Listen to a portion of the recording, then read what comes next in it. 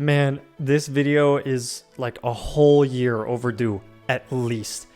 Okay, listen, this time, none of these were sent to me. These are all yo-yos that I bought. It's been a genuine year since I've made a video about a yo-yo I myself have bought. Why? Mostly because I've been burnt out, and I haven't wanted to make review videos without some sort of obligation behind it. Seriously, that Chief Dog took a lot of wind out of my sails, and so does university. Calculus and STEM sucks, man. But hey, it's the summer, and I want to get back to my basics. But this time, something a bit bigger. A multi-yo-yo review.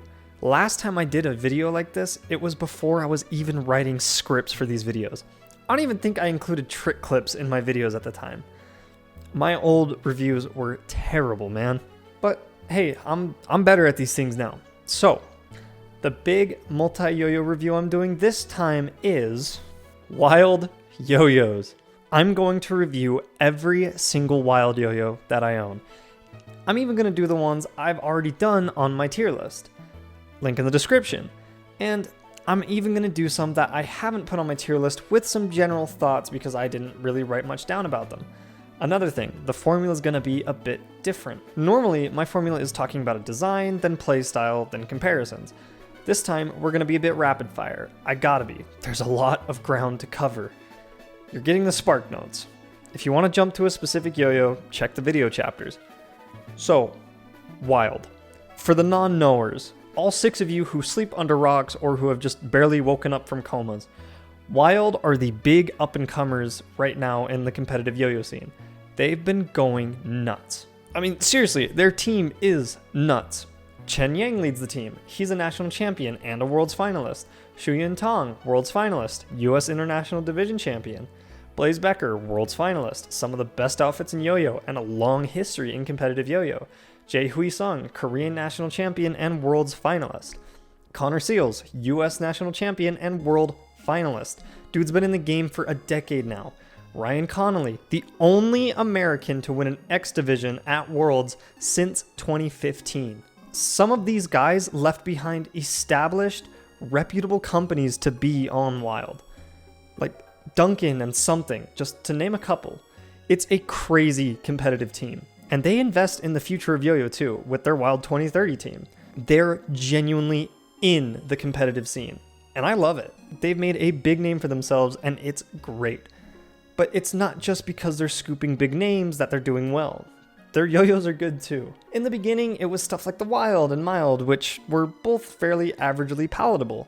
But they had a big one, the Wilderness. The Wilderness was the breakout hit for Wild. After the Wilderness dropped, a bunch of companies started trying to do the super wide and big thing that the Wilderness did. But none have properly taken the Wilderness's place. There was only one thing Wild was doing arguably wrong at the time. Their naming convention was silly, like people actually got confused which Wild Yo-Yo you would be talking about because all of the names were a playoff of each other. And the iterative nature of Wild Yo-Yos didn't help. It put people off, and some people are still put off by it. I can get that to a point, but a lot of companies, like Turning Point, literally thrive off of that iterative design thing, and people eat it up. Honestly, since Worlds 2024, it's basically been a constant stream of bangers from Wild. Wild releases yo-yos like crazy, and they're almost all just top tier yo-yos. I have a friend who says they can't get into Wild because they release too many good yo-yos too often. I'm not joking. That's literally one of the best compliments you can give a company. It's certainly a problem most companies wish they had. And I know multiple people who compare the current state of Wild to the state SF was in before they lost steam. Point is, Wild has motion right now, especially after Connor Seals won Nationals. The Wild hype train is kind of firing on all cylinders. Now, without further ado, let's get into the meat and potatoes of this video. I gotta start with the Wilderness. Not the 6061 version, the 7075 version. The 6061 version is basically a liminal yo-yo at this point. Don't worry, I'll touch on the Wild later, but we're starting with the Wilderness because it's the top dog. The Wilderness is big, wide, it's got the open profile with the big rims, it's clean cut, it's aggressive, and it's got a strong design. I actually wasn't a big fan of the Wilderness when it dropped. I thought it was too wide. I completely thought it was a gimmick, but I came around to it after I tried it at Worlds. I didn't actually buy it at Worlds, but I got FOMO pretty bad, so I kind of ended up trading for it. And now, it's pretty much an EDC for me. You know that 999 video I dropped that you should watch? Yeah, I used the 7075 Wilderness in that video. So did my homie. The yo-yo's just too good. Now, the basis for me using this yo-yo as an EDC is that the Wilderness is essentially the epitome of the extremely reliable generalist and the current gold standard for the modern competitive monometal. Exceptional presence with a very average pacing that makes it extremely well controlled. This and its great power and stability make it handily capable, and a complete monster for zoning and zontals. Not to mention, it's 7075, so you can really vibe check the Wilderness and it'll be fine. I think everyone should try a Wilderness, period. There's a reason I maintain it at SS tier on my tier list. I'd say my only criticism is that I just don't like the straight lines on the Wilderness. I wish these rims had just a slight curve to them. But we'll come back to that later. Right now, we can cycle back to the Wild. Now, you're gonna notice I don't have it on my table. I was sent a review unit ages ago, so we're just gonna refer to the tier list.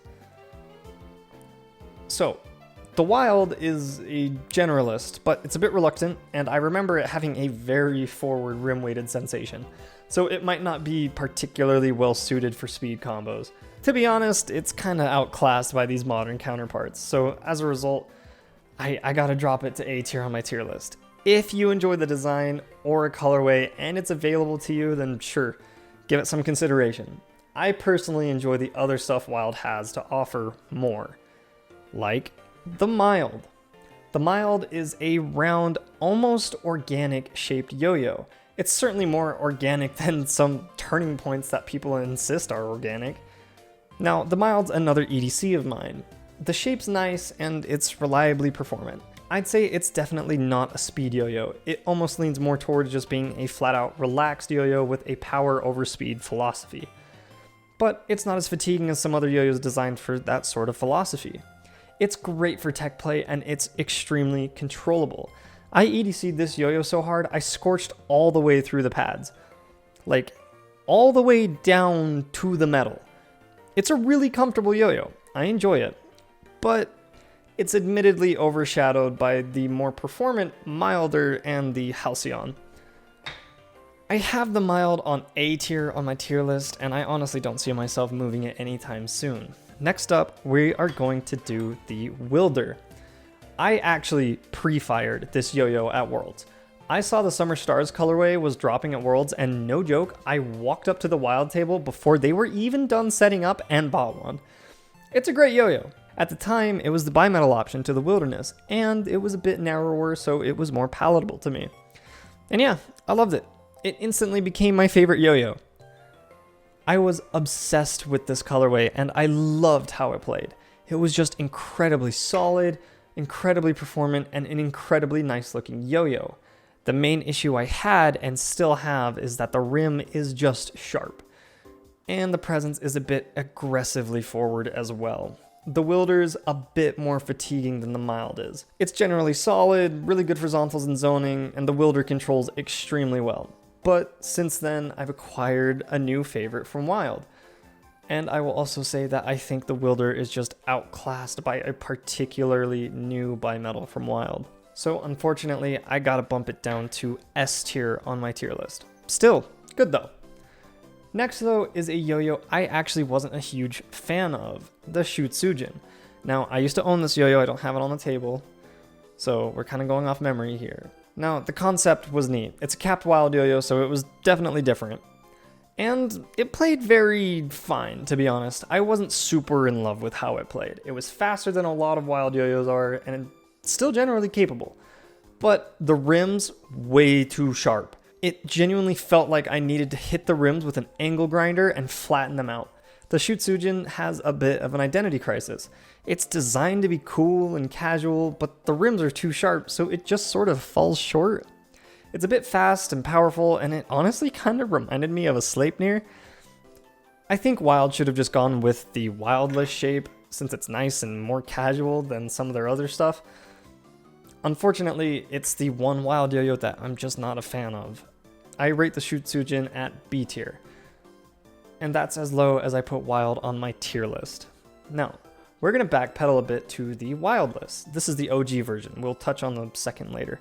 The Wildless is the budget offering from Wild. It's $40, 6061, and Wild has made a ton of colorways of this yo-yo.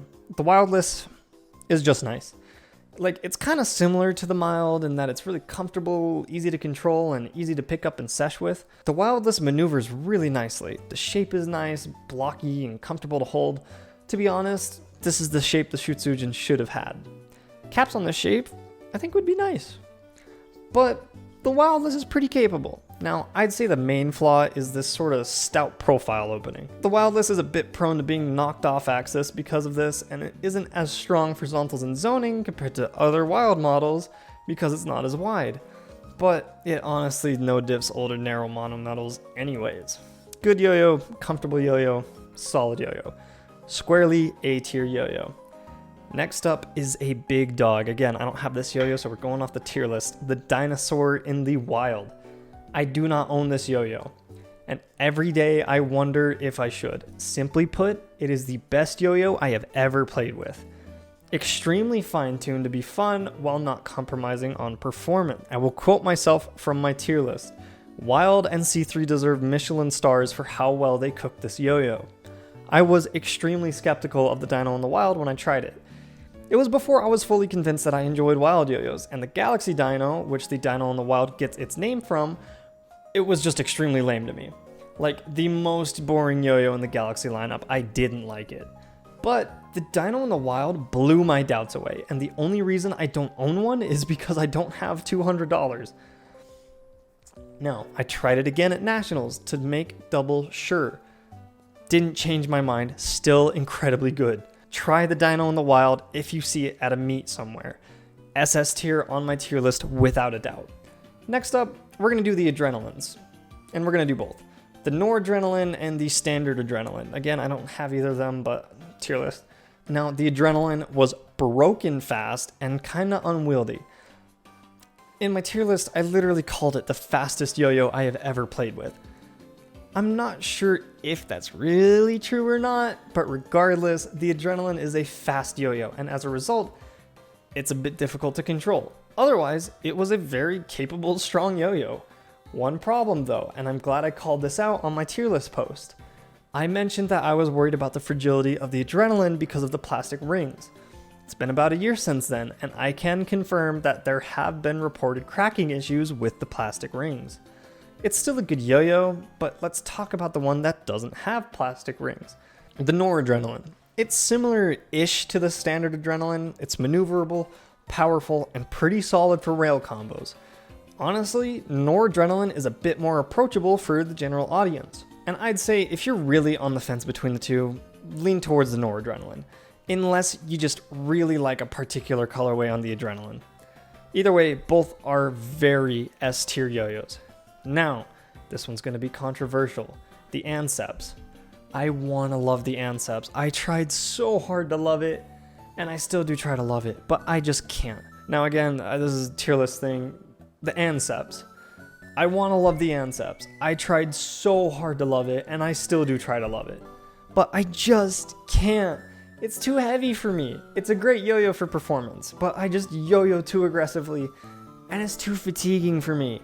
It's worth noting though that a lot of my pro buddies universally agree that it's one of the best yo-yos in the Wild lineup. Unfortunately, I think for the average consumer, it'll be too heavy. For me, it's too heavy. So, A tier. Alright, now we're going to cycle back to the Wildless 2. Now, I didn't get a ton of playtime with the Wildless 2 at Nats, but I considered trading for it when I tried it because I liked it a lot. It's a nice, maneuverable yo-yo that's stable and very pleasant and just generally good. If you want a good, cheap intro to Wild yo-yos, there's literally no better choice than the Wildless 2. It does beat out the Wildless 1 in terms of raw performance, but I'd say the Wildless 1 wins in good vibes. And honestly, it fits in A tier with the Wildless 1. Alright, the Unbound. As far as I know, This is the only inner ring from Wild. It's pretty solid, and it actually has a double ring design going on. It reminds me of the Duncan Tourney, if anyone remembers that yo-yo. I mostly use this as a 5A yo-yo though. I actually had to restring it for 1A for this video, but hey, for 1A, the Unbound is perfectly good. It's crazy nicely maneuverable, and it's just a joy to throw around and vibe with. Not heaps of power, it's an inner ring after all, but it's definitely fine for zonthals and zoning. It's a good inner ring bimetal, and I think I'm just gonna have to leave it at that. The Unbound goes in A tier. Alright, the Shy. I sampled the Proto at a wedding I went to. I almost traded my Leaf Proto for it, but I decided to sit on it and wait. And the Shy is one of my favorite yo-yos ever. The way this thing moves is just premium. It's one of the best controlling yo-yos I've ever played with. It does as you execute. If you play slow, it plays slow. If you move fast, it moves fast without fighting you. The presence is super forward, and the pacing isn't a complete menace where it plays ahead or lags behind, so you just always know where it is. Just across the board, it's an extremely reliable, pleasant, and high-performing yo-yo. SS tier easily. It's in contention as my favorite Wild bimetal, and easily one of my favorite yo-yos of all time. Alright, the next one. Now, I don't actually have this on my tier list, but I'll mention it anyways. The Wilderness PR. I know a bunch of people walked out of Nationals with one, and a bunch of people really gravitated towards the Wilderness PR for 5A. I almost did too, actually, and it's a good yo-yo, both the POM version and the polycarb version. Generally, the Wilderness was a bit more maneuverable, but a bit less solid feeling than the standard Wilderness. I will say I found the POM version to be a bit more reliable, but I remember the Wilderness PR being generally performant and sort of just pleasant to move around with. The only thing that really kept me from grabbing the Wilderness PR was that I already had a Wilderness and I didn't want another yo-yo that had that exact same shape, especially because I had already grabbed a Wildify, which is the Wilderness, but a bimetal, so I'd place the Wilderness PR in S tier. Next, we gotta talk about the Wildify. The Wildify is crazy. It's a big 52mm wide 7075 bimetal. It is the Wilderness, but with steel rims. And there's also one little extra slope in the hub. So what happens to the playstyle of a yo-yo that's already one of the agreed upon modern goats when you give it stainless steel rims? You get something crazy. The Wildify is a performance beast. Right now, it really doesn't get much better in terms of raw performance. It's like if you supercharge the Wilderness. More power, more stability, you get the idea. I will add though, the Wildify has an extremely forward rim-weighted sluggishness feeling.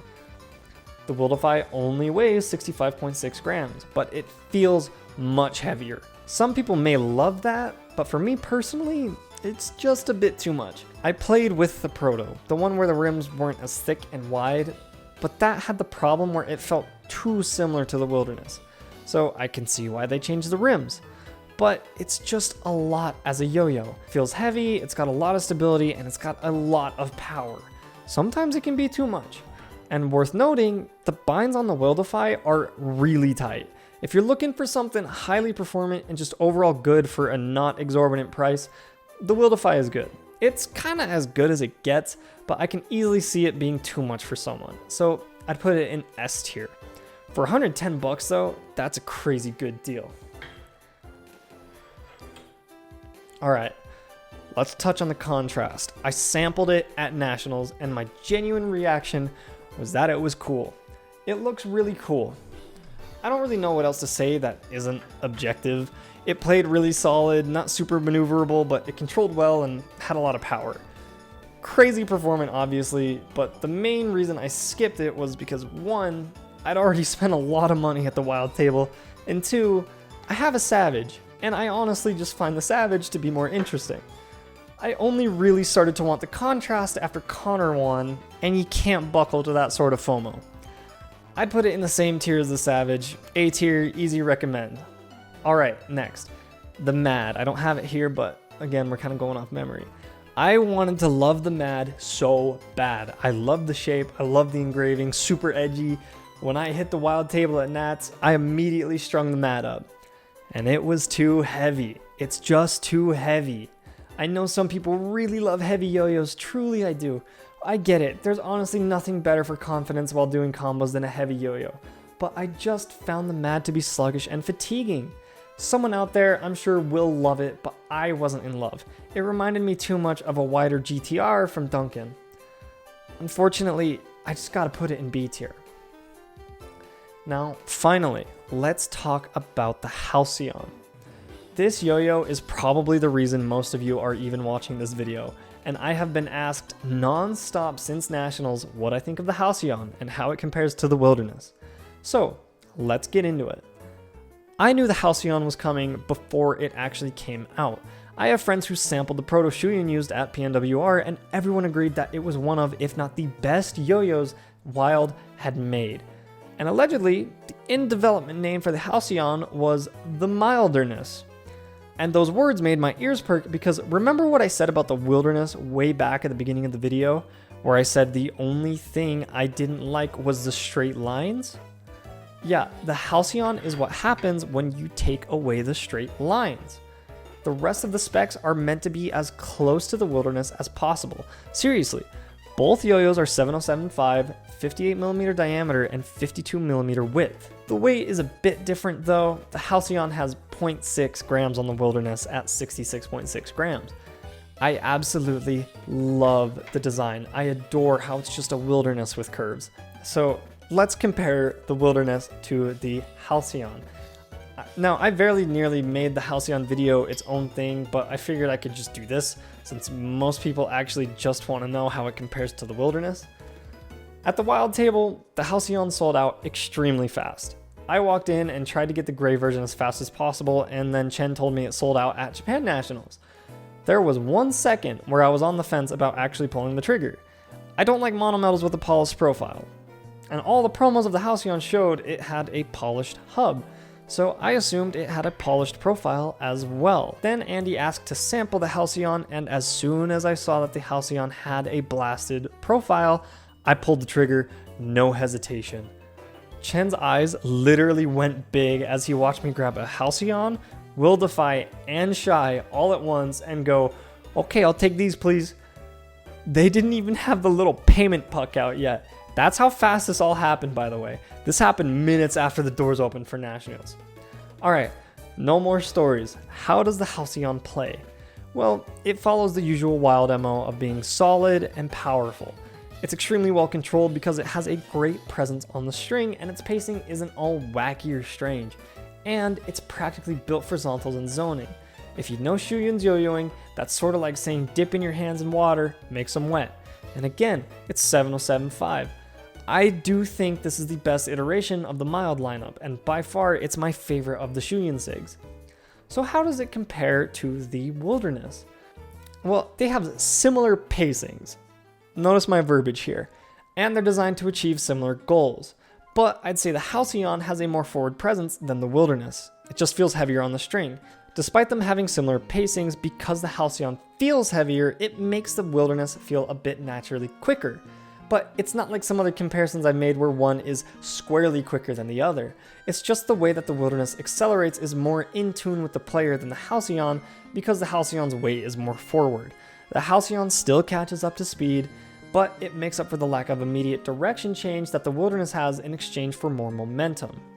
Now, also another thing, the room-weighted sensation is more forward on the Halcyon than the Wilderness. Something small that I did notice was that the Halcyon doesn't reject strings as easily as the Wilderness as well, probably because of the curve in the wall. In terms of raw performance, there's practically no difference. They're both sorta as good as it gets for monometal competition yo-yos. That's literally what they're designed for. They destroy and obliterate zoning, zontals, strenuous combos and tricks, and can really take an actual beating because they're 707.5. I think everyone should at least try both of them, given the chance. Between the two, Finding one I prefer is honestly kind of difficult. I would say I enjoy how the Wilderness feels a bit lighter and less dense on the string more than I like the Halcyon's presence. But the trade-off is that I just flat out like the Halcyon's design more, and they are literally in the same performance tier. So, I don't know.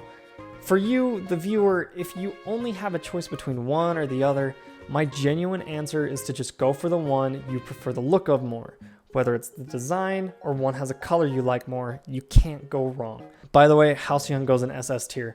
Absolutely incredible yo-yo, and Wild knocked it out of the park.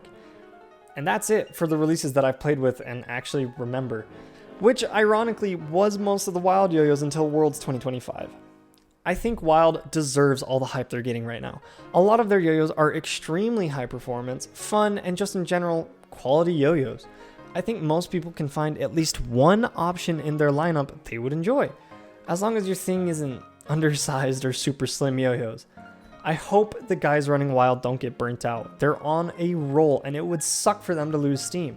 But I will say I would like to see them experiment with lighter feeling yo-yos. A lot of their lineup consists of very solid feeling yo-yos with a lot of power and presence, which is good, especially with wide yo-yos. It's way too easy to make a wide yo-yo too light and unstable.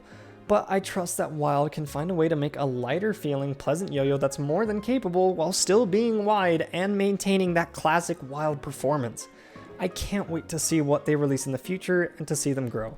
Give Wild a try, everyone, and stay healthy. Adios.